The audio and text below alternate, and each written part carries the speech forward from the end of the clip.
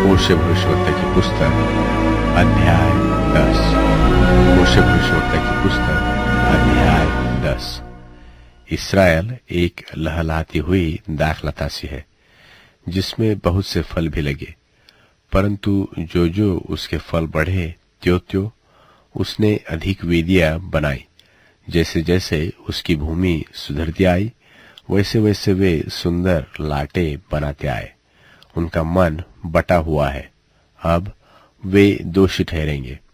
वह उनकी वेदियों को तोड़ डालेगा और उनकी लाटों को टुकड़े टुकड़े करेगा। अब तो वे कहेंगे कि हमारे कोई राजा नहीं है। कारण यह है कि हमने यहोवा का भय नहीं माना, सो राजा हमारा क्या कर सकता है। वे बातें बनाते और झूठी शपथ खाकर वाचा बांधते हैं। इस कारण खेत की रेघारियों में धतूरे की नाई दंड फूल फलेगा। सामरियों के निवासी बेतावेन के बछड़े के लिए डरते रहेंगे और उसके लोग उसके लिए विलाप करेंगे, और उसके पुजारी तो उसके कारण मगन होते थे। उसके प्रताप के लिए इस कारण विलाप करेंगे कि वह उसमें से उठ गया है। वह यारेब राजा की भेंट ठहरने के लिए अश्शूर देश में पहुंचाया जाएगा।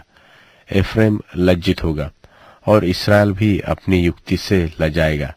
सामरिया अपने राजा समेत जल के बुलबुले की नाई मिट जाएगा, और आवेन के ऊंचे स्थान जो इसराइल का पाप है वे नाश होंगे, और उनकी वेदियों पर झड़बेरी पेड़ और ऊंट कटारों के समान उगेंगे। उस समय लोग पहाड़ों से कहेंगे कि हमको छिपा लो, और टीलों से कि हम पर गिरो पड़ो। हे इसराइल, तू गीबा के दिनों से पाप करता आया है। उसमें वे ठहरे रहे, ताकि वे कुटिल मनुष्यों के संग लड़ाई में न फंसे।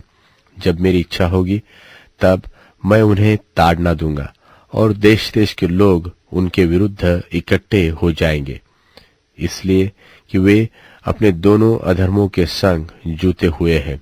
और एप्रेम सीखी हुई बचिया है, जो अन्न दावने से प्रसन्न होती है, परंतु मैंने उसकी सुंदर गर्दन पर जुआ रखा है। मैं एप्रेम पर सवार चढ़ाऊंगा, और यहूदा हल और याकूब हेंगा खींचेगा। धर्म का बीज बो, तब करुणा से अनुसार खेत काटने पाओगे। अपनी पड़ती भूमि को जोतो। देखो, अब यहोवा के पीछे हो लेने का समय है, ताकि वह आए और तुम्हारे ऊपर धर्म बरसाए। तुमने दुष्टता के लिए हल तो जोता है, और अन्याय का खेत काटा, और धोखे का फल खाया है। और यह इसलिए हुआ कि तुमने अपने कुव्यवहार पर और अपने बहुत से वीरों पर भरोसा रखा था।